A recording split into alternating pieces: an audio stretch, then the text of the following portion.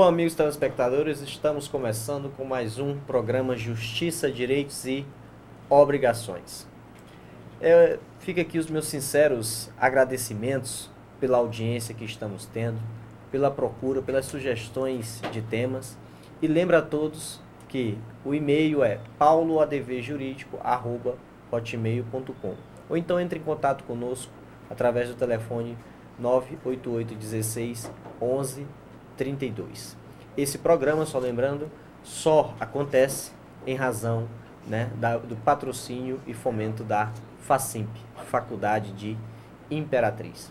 Bom, amigos telespectadores, hoje, mais uma vez, nós vamos tratar sobre temas de alta relevância, temas atuais de interesse direto de você, amigo telespectador.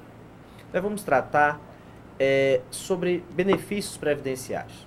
Nós vamos relembrar alguns requisitos para você obter os seus benefícios previdenciários e vamos comentar os efeitos, das alterações que tivemos recentemente, que com certeza você, amigo telespectador, vem acompanhando na mídia. E também vamos saber, do nosso profissional convidado, como é que está o mercado, a área de atuação do advogado que atua na área previdenciária. Quais os problemas que ele tem enfrentado no exercício de sua profissão com o objetivo de garantir o direito de seu cliente. E para tratar desse assunto, trouxemos aqui mais uma vez o doutor Marco Antônio, que é advogado, especialista na área, atua na área previdenciária e além disso é palestrante e líder coach, que ele vai explicar para a gente melhor posteriormente essa nova atividade em que ele está atuando. Bom, caro colega Marco Antônio, já inicio o nosso bate-papo agradecendo mais uma vez pela sua presença, pela sua sempre disponibilidade em participar do nosso programa. E vamos, eu gostaria de fazer uma pergunta inicial. Qual a importância de se planejar em termos de previdência? Por que nós atualmente temos que pensar no futuro com relação ao aspecto, aos nossos direitos previdenciários? Primeiramente, é uma satisfação novamente trabalhar esses temas numa linguagem, num conceito mais prático possível, desmistificando que a advocacia é algo de outro mundo. Na realidade, o direito ele foi pensado numa lógica de tentar equacionar, diminuir os conflitos existentes entre a norma, entre os conflitos na sociedade. Então, nesse sentido, vamos entender o seguinte. O próprio nome, o conceito de previdência social, você tem que prevenir socialmente a sua situação no trabalho, a sua situação como contribuinte individual, facultativo ou como empregado. Então, o que acontece? O que é que nós vemos muito hoje?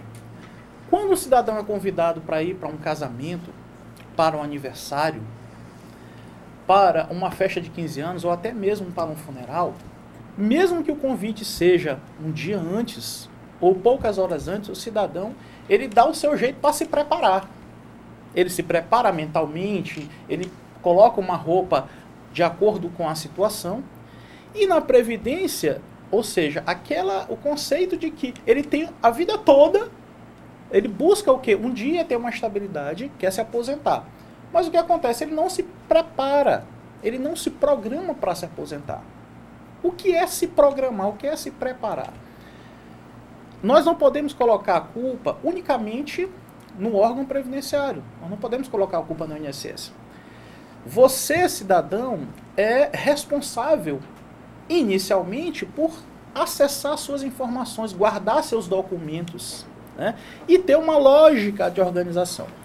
Então, o que acontece? Hoje, mesmo que você ache que ainda vai passar muito tempo, muitos anos para se aposentar, qual é o correto hoje? Procure a Previdência Social, ou procure um consultor, ou procure um advogado de confiança, um advogado especialista, e faça um planejamento previdenciário. Porque mesmo que você não tenha direito hoje, vai ser mostrado o caminho necessário para você chegar a uma aposentadoria por tempo de contribuição, a uma aposentadoria por invalidez, um auxílio-doença, ou um reconhecimento de uma pensão por morte. Ou seja, você precisa se programar inicialmente antes de dar entrada no pedido de benefício junto ao INSS. Ok. Nós estamos nos deparando com algumas mudanças, né, na legislação previdenciária. Às vezes surge a pergunta para aquela pessoa que tem a intenção de se preparar. Mas eu me preparo hoje segundo a legislação de hoje. Se daqui a 15, 20 anos é o momento em que eu vou solicitar o meu benefício. A legislação previdenciária, ela tem tido alterações com frequência. Realmente, o fato de daqui a 10, 15, 20 anos poder ter uma outra legislação, né? Mesmo esse fato, vale a pena ele se planejar realmente? Ora, o conceito do planejamento previdenciário é justamente analisar a situação de fato hoje de um direito de um cidadão frente à legislação hoje. Mas o que o cidadão não pode deixar de fazer? O lapso temporal, nesse sentido, ele prejudica a pessoa se ela ficar inerte. Porque se ela não se programar, se ela não juntar os olerites, se não fizer uma pesquisa no CNIS, se não juntar os contratos de trabalho, se não for no sindicato se regularizar, no caso dos trabalhadores rurais e das colônias de pescadores, se ele não fizer hoje a sua base de documentos e tempo de contagem de contribuição, independente se não for feito há 5 anos, se for feito agora, se for daqui a 10 anos, se ele não fizer, a culpa não vai ser o tempo que ele fizer isso. A gente sempre costuma comparar um processo de um benefício previdenciário, quer seja ele um auxílio-doença, uma aposentadoria ou uma pensão por morte, comparar a uma casa. Se você vai fazer uma casa e é um sobrado, você vai fazer um projeto para um sobrado. Ou seja, o baldrame que você vai fazer, a base é que vai dar sustentação para a casa não rachar. Então o que acontece hoje? As pessoas querem fazer uma casa sem a base. Eu quero aumentar, eu quero receber um salário maior de aposentadoria. Tá, mas você fez um projeto para uma casa pequena e quer construir em cima de um baldrame. Então a gente compara o seguinte: previdenciário é um projeto de aposentadoria, tanto que esse conceito é um conceito novo que a gente percebe. Com a legislação flutuante, existe a previdência social, que é o regime geral de previdência social, e existe o chamado regime próprio, que é conhecido como regime complementar. Então, o planejamento previdenciário, ele não é só um planejamento em relação ao INSS. Você, cidadão, hoje, você é empresário, você é um profissional liberal, ou que trabalha de carteira assinada, mas tem outra fonte de renda, precisa pensar nisso. Porque muitas das vezes, por exemplo, os médicos, por exemplo, o que acontece geralmente com os profissionais da área médica? Eles pagam mais de uma vez a previdência e não lembram de que o teto hoje está na faixa de 4.633, mais ou menos, reais. Então, geralmente, se ele tem um vínculo no hospital e ele ganha 10 mil reais, ele já pagou a previdência. E se em outra ele ganha 5 mil ou 10 mil, ele vai pagar também em cima. Então o profissional, o que está quando ele tem que fazer um planejamento previdenciário para esse dinheiro que está passando, não ir para a previdência social, ir para a previdência privada, que é a complementar. Né? Então, assim, a previdência, o planejamento previdenciário é algo mais abrangente. Hoje, inclusive, se fala em outro conceito novo, que é a chamada previdência verde, que é você plantar cedro, plantar eucalipto e planejar uma previdência daqui a 10, 15, 20 anos. Isso é um conceito que na Europa já existe há muito tempo e que hoje no Brasil já existe essa semente. Então, previdência é mais abrangente do que isso, independente de categoria profissional. O pedreiro, o médico, o engenheiro, o próprio advogado tem que acordar hoje. Por quê? Porque o governo ele está acordando mais para o que é melhor para ele. E nós temos que acordar o que é melhor para a gente. Então, previdência hoje em dia não é mais só ter muitos filhos para garantir a previdência do futuro, né? Ou um Bolsa Família atualmente, ou, né, eu li que antigamente ter muitos filhos era um sinônimo de uma velhice tranquila, porque pelo menos um ia lhe ajudar, né?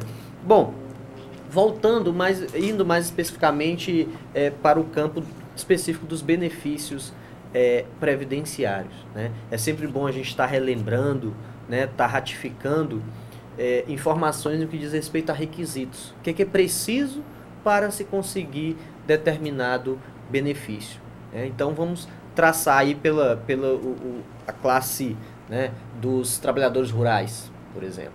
Quais os principais benefícios que esses trabalhadores rurais podem ter e o que é preciso para eles conseguirem atualmente? Tá, vamos lá.